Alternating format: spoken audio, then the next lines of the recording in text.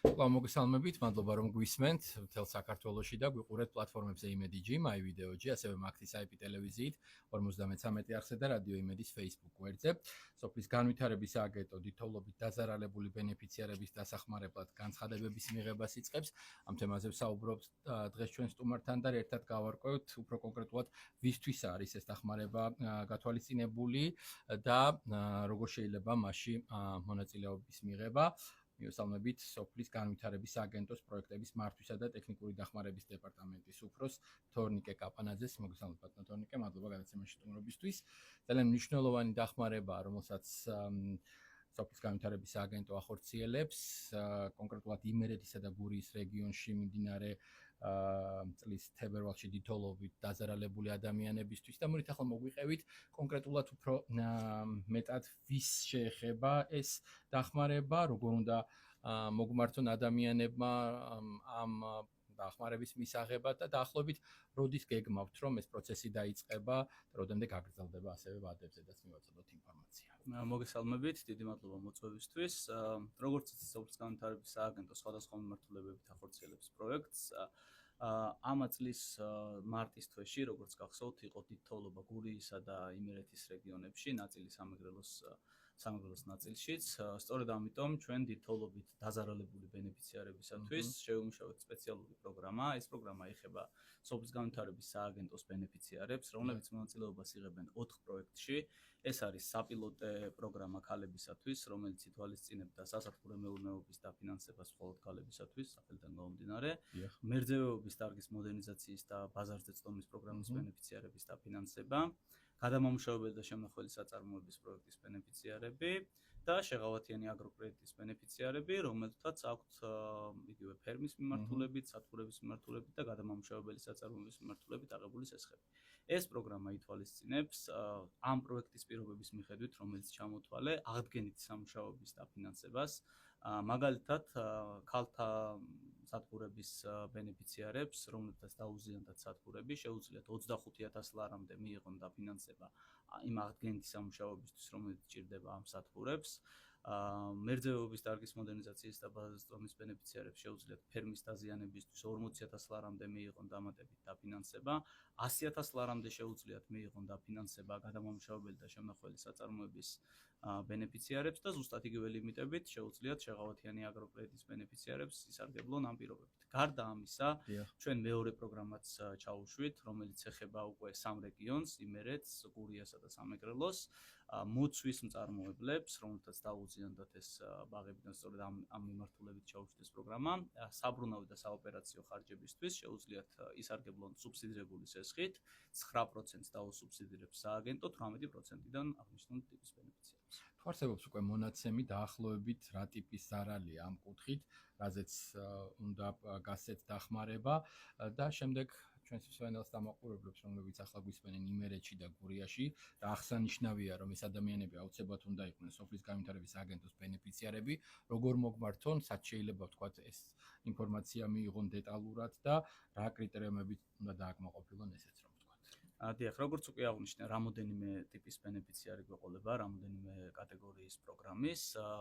ვიწყებთ განცხადების მიღებას 22 ივლისიდან, უკვე შეუძლიათ შემოიტანონ განაცხადები. ჩვენ განაცხადებს მივიღებთ, ასე ვთქვათ, ტრადიციული მეთოდით, შეუძლიათ როგორც ვებგვერდზე გამოაგზავნონ, ვებგვერდზე გამოაგზავნონ იმეილის საშუალებით, ასევე ფიზიკურად მოიტანონ. ჩვენ დაახლოებით მონახაზი გვაქვს, რომ ათეულობით სათბური და ათეულობით ფერმა დაინგრა ამ სტიქიის შედეგად, თუმცა ზუსტი მონაცემები სოფლის განვითარების სააგენტოს არ აქვს. ამ ეტაპზე გამოყოფილი გვაქვს 1 მილიონ ლარამდე ბიუჯეტი, თუმცა იმ შემთხვევაში თუ ზარალი უფრო მეტი იქნება და გამოჩნდებიან ბენეფიციარები, ამის დამატების საშუალება გვაქვს, ანუ ესეც გათვალისწინებული გვაქვს. 22-დან ველოდებით განაცხადებს, ნახავთ თუ რამდენ ბენეფიციარს დაინგრა ამ სტიქიის შედეგად მეურნეობა და დავეხმარებით აღდგენაში. კი ბატონო, 30 ნოემბრის ჩათვლით გაგრძელდება, საკმაოდ დიდი პერიოდია ეს. ეხლა ავხსნათ რა პროცედურა უნდა გაიარონ ბენეფიციარებმა, რომ მიიღონ ეს დაფინანსება. გარდა იმისა, რა ვთქვათ, სურვილი შეიძლება ჰქონდეთ მათ მიიღონ მსგავსი ტიპის დახმარება სახელმწიფოს მხრიდან, ასევე მნიშვნელოვანია ის, რომ პროცესი რამდენადაც მე მივხვდი, თავად უნდა უზრუნველყონ რეალურად და შემდეგ მოგაწოდონ მონაცემები ფინანსური ხარჯ-დაღრიცხვა ერთგვარი, რომლის დაფინანსებაც მოხდება ამ პროცესის დამთავრების შემდეგ. თუ აი ეს დეტალებიც რომ აგვიხსნათ. პროცედურული ნაწილი ძალიან გავს ჩვენ სხვა პროგრამებს, როგორც სხვა პროგრამების ფარგლებში სწორედ ეს აღნიშნულება მოქმედებთ.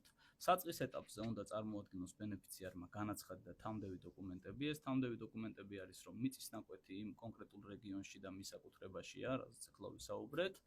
უნდა კონდეს წინასწარი ხარჯ-დაღრიცხვა, დაახლოებით რა ჯდება ამ პროექტის აღდგენა, განხორციელება. შემდეგ უკვე, როდესაც სააგენტოსთან გაფორმდება ხელშეკრულება და ბენეფიციარი საკუთარი სახსრებით აღადგენს ამ მეურნეობას და უკვე ზუსტად ეცოდინება თუ რა თანხები დაიხარჯა ამ ყველაფერში, ჩვენ ლიმიტების გათვალისწინებით, რომელიც ჩამოთვალე 25000 ლარი, 40000 ლარი და 100000 ლარი, ამ ლიმიტების ფარგლებში გავცემთ უკვე თანადაფინანსებას.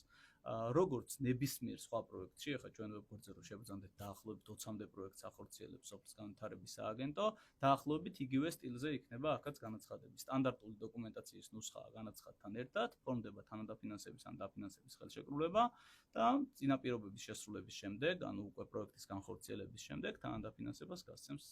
დროდან მიიღებენ ამ დაფინანსებას? როდესაც დაასრულებენ ამ აღდგენას, მომართავენ სააგენტოს და სააგენტო დაახლოებით 2 თვის ვადაში უზრუნველყოფს უკვე თანადაფინანსების გაცემას. თქვენ ახსენეთ, რომ დაახლოებით 1 მილიონი ლარია გამოყოფილი ხო ამ პროგრამის განსახორციელებლად. რა შემთხვევაში შეიძლება ვთქვათ გაიზარდოს ეს თანხა, გარკვეული ვთქვათ კალკულაცია შეიძლება აქამდე არსებობდეს, ვის რა ტიპის დახმარება სჭირდება და დაახლოებით რა მოცულობის არის ეს. აი ეს დეტალიც რომ ავხსნათ, ვთქვათ კონკრეტული ვთქვათ შეზღუდვა იარსებებს თუ არა და დაწესდება თუ არა. მოგახსენებთ.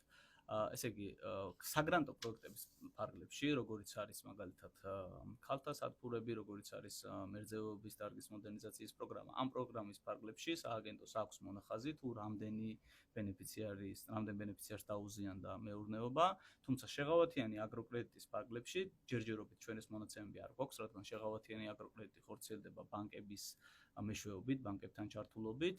ამიტომ ვფიქრობთ, რომ ეს 1 მილიონი ლარი არის საწყისი მონახაზი. შესაძლებელია აგროკრედიტის ფარგლებში იყოს უფრო მეტი ბენეფიციარს კონდეს არალი ვიდრე დღეს ჩვენ ვიცით. ამიტომ მხოლოდ ამ მიზეზით შეიძლება გაიზარდოს ბენეფიციარების რაოდენობა. რისთვისაც ჩვენ კიდევ ერთხელ გიდასტურებთ, რომ მზად ვართ.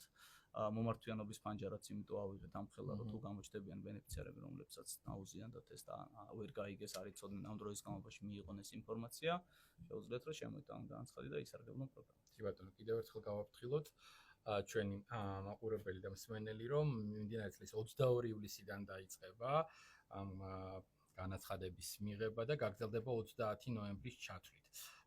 თორნიკა, იცით რა საინტერესო ვთქვათ სიტუაცია შეიძლება შეიქმნას.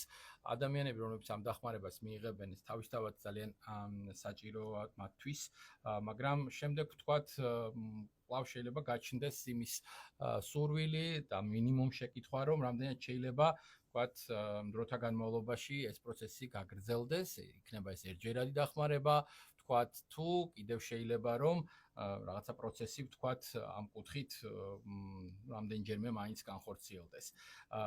აქ რა დათქმა, ესეც რომ ავხსნათ კონკრეტულად. ანუ ამ შემთხვევაში ერთჯერადი დახმარება, რა ზარალიც მიიღო ბენეფიციარმა, ჩვენი ლიმიტების ფარგლებში შეგვიძლია რომ დავეხმაროთ და ამის შემდეგ უბრალოდ ვალდებულებები უჩნდება ბენეფიციარს, როგორც პროგრამის ფარგლებში ექნებოდა რომ შეინარჩუნოს პროფილი და ოპერირება მოახდინოს ამ ფერმერული ბიზნესის, სააგენტოს მხრიდან დახმარება ამ შემთხვევაში ამ პროგრამის ფარგლებში.